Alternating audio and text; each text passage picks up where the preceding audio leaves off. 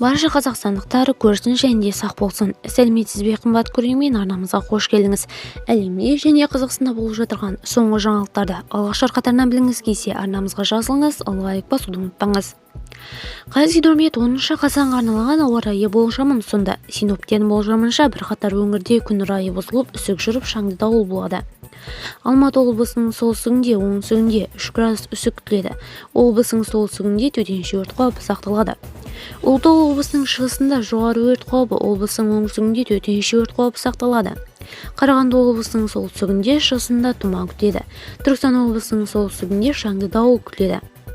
Шығыстан жел соғады, облысының солтүстігінде таулы аудандарында күші 15 миллисекунд.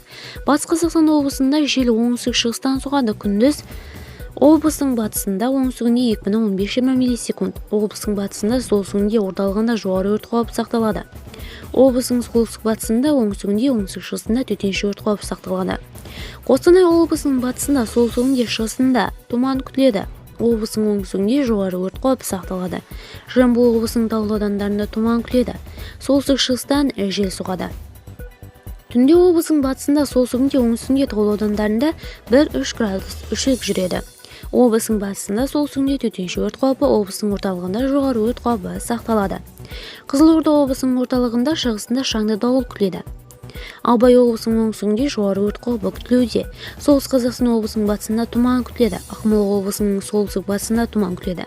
Маңғыстау облысының оңтүстігінде, орталығында шаңды дауыл күтілуде. Облыста өрт қаупі сақталады. Атырау облысында шығыстан, оңтүстік-шығыстан жел соғады. Видеомыз кеңінен таралу үшін лайк басып жақындарыңызға таратуды ұмытпаңыз. Бізді бақылауда жалғастырыңыз.